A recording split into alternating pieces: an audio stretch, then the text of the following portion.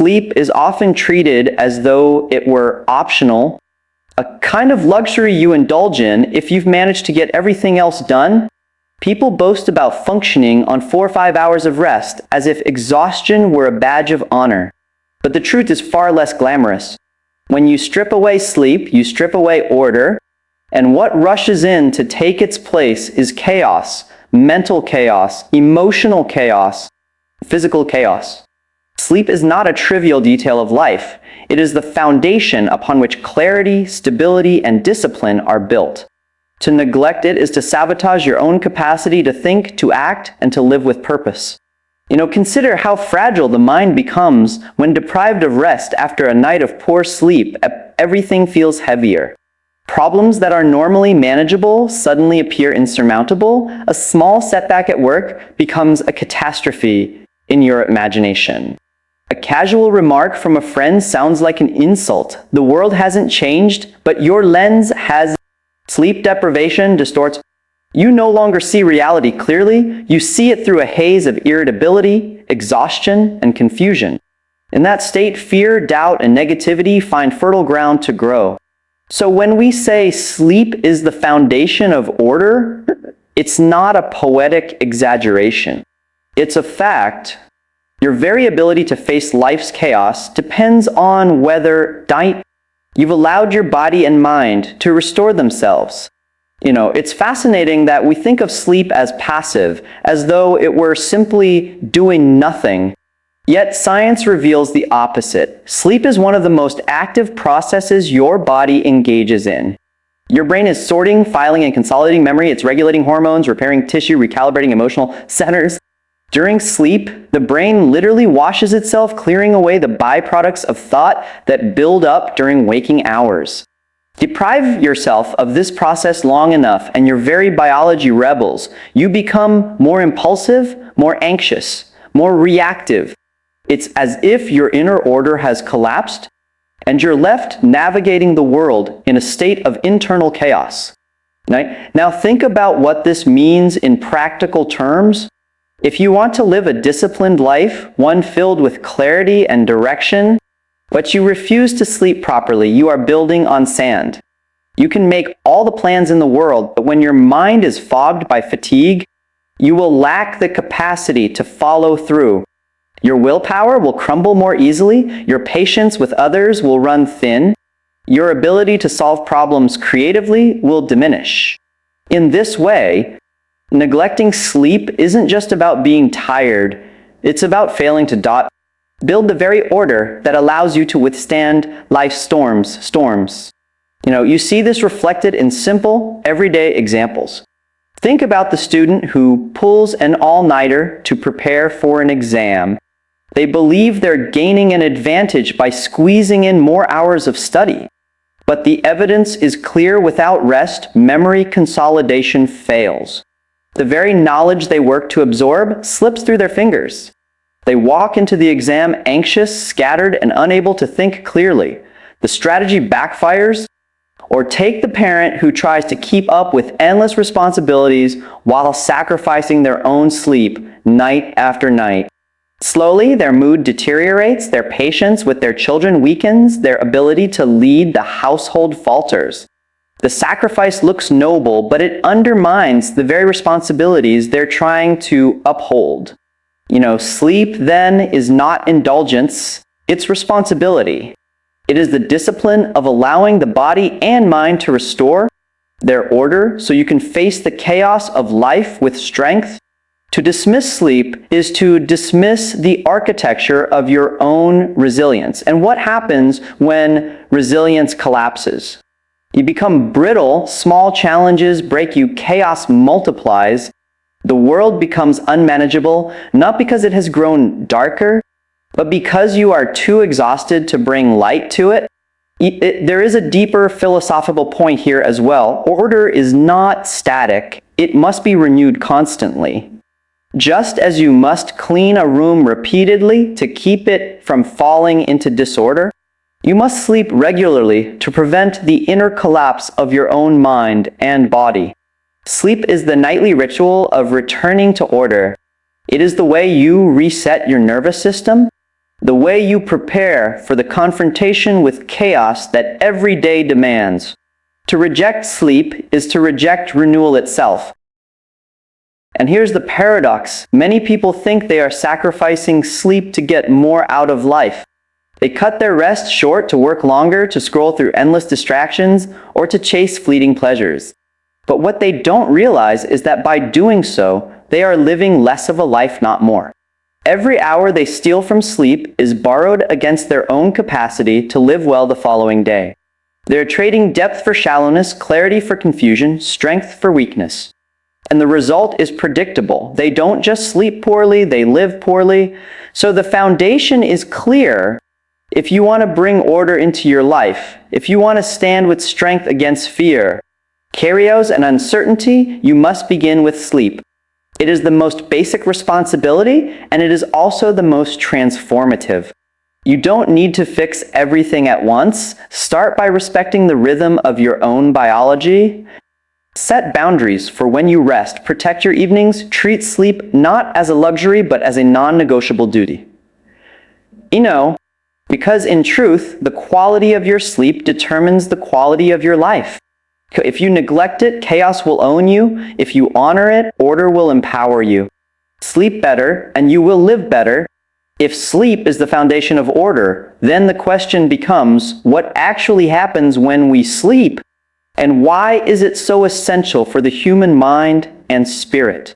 Too often, we reduce sleep to something purely physical, recovery for the muscles, a kind of recharge for the body. And while that is true, it is not the full picture. Sleep is not just about the body lying still, it is about the psyche being renewed. It is about the mind sorting through chaos, stitching together fragments of experience, and resetting emotional balance. Without this process, you don't just wake up tired, you wake up fractured. Think about dreams for a moment. They are mysterious, often bizarre, sometimes terrifying, sometimes beautiful. But what are they doing? They are your mind attempting to weave the complexity of experience into a narrative. The brain doesn't simply record memories like a computer, it integrates them. During sleep, what you learned, what you felt, what you struggled with, all of it is reorganized, classified, and stored in ways that allow you to make sense of the world. In a very real way, sleep is when your mind takes chaos and imposes order. That's why a good night's rest can suddenly make a problem feel solvable, while a restless night makes the same issue feel overwhelming.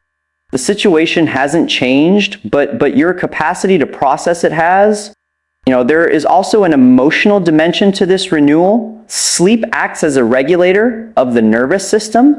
Without it, the amygdala, the part of the brain responsible for fear and reactivity, becomes overactive. You become jumpier, quicker to anger, more prone to anxiety. At the same time, the prefrontal cortex, the rational decision-making part of the brain, becomes sluggish. That's a dangerous combination, a hyperactive threat system with a weakened rational filter. No wonder the sleep-deprived are more likely to lash out, to spiral into worry, to see shadows where none exist. In this sense, sleep is not just about restoring energy, it is about restoring perspective. It resets the scales of your emotional life so that you are not living permanently at the mercy of fear and stress. There's a reason people say sleep on it. Decisions made late at night when exhaustion sets in are rarely wise.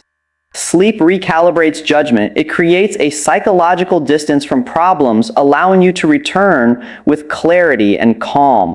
And notice how this ties back to the first key point. Fear is a signal. But if you are sleep deprived, that signal gets distorted.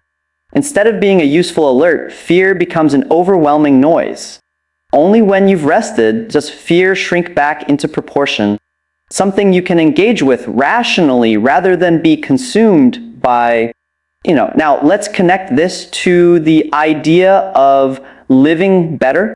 If every day you accumulate stress, information, conflict, and responsibility, then sleep is the nightly act of processing all of that. Without it, the backlog builds up. Imagine never cleaning your house, dishes piling in the sink, dust collecting, trash overflowing.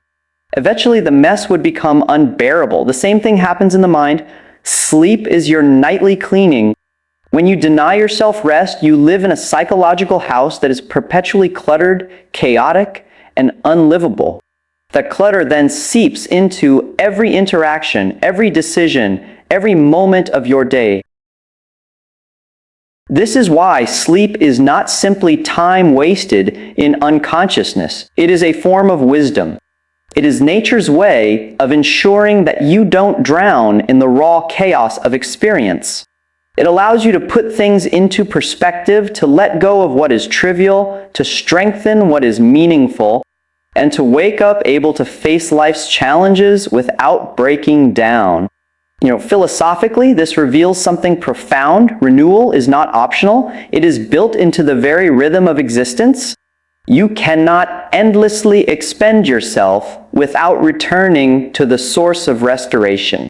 Every day demands confrontation with chaos, work, relationships, struggles, but every night offers a chance to be renewed.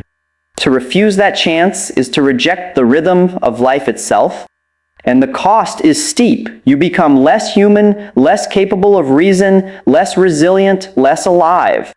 But think about how children behave when they are tired.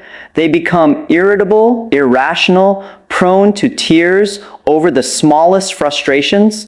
Adults like to imagine we've outgrown this, but in truth, we are the same. We simply disguise it better. A tired adult is short-tempered with their spouse, careless at work, withdrawn from friends. The underlying mechanism is identical. Without rest, the psyche loses balance. Sleep is the restoration of that balance. And so when you treat sleep as unnecessary, you are really treating psychological renewal as unnecessary. But nothing could be further from the truth. To live better, you must allow yourself to be renewed. To be renewed, you must respect sleep. This is not laziness, it is not indulgence. It is discipline, the discipline of aligning your life with the rhythms that nature itself has set. So when you wake up tomorrow, ask yourself, did I give myself the gift of renewal? Or did I rob myself of it? The answer matters because it determines not only how rested you feel, but how clearly you see, how patiently you respond, and how courageously you live. A restless night often leads to restless days, but a night of true rest leads to a life lived with clarity, balance, and strength. If sleep is the foundation of order, and if it is also the mind's way of renewing itself, then the final truth is this: better sleep does not happen by accident. It is the outcome of discipline, and this is where the principle comes full circle. You cannot hope to live well if you do not first govern yourself in the small things. Discipline in your evenings, in the way you treat your body, in the choices you make around rest. These are not trivial habits. They are acts of responsibility, and responsibility, as we've already seen, is the force that brings order into chaos. Most people know what destroys their sleep. They know that staring into a glowing screen late into the night agitates the brain, that caffeine in the evening keeps the nervous system on edge, that endless scrolling and aimless distraction cut hours off rest. They know that irregular routines throw the body's rhythm into disorder. Yet they act as though they are powerless to change, as though sleep were stolen from them by forces beyond their control. But the truth is uncomfortable. Much of poor sleep is chosen. It is the result of trading tomorrow's clarity for tonight's indulgence, and like all indulgence, it carries a cost. Discipline then is about reversing that trade. It is about deciding that your future self matters more than your momentary impulse. You discipline your evenings not because it's easy, but because you understand that how you spend those hours determines the quality of the life you will live the next day. If you want to wake up with clarity, with resilience, with strength, then you must structure the night before. That means boundaries, knowing when to stop, when to shut down the noise, when to retreat into rest. Without boundaries, you remain enslaved to distraction, and distraction eats your life one night at a time. Now some people will resist this idea. They'll say discipline sounds harsh, restrictive, even joyless. But that's only because they've misunderstood freedom.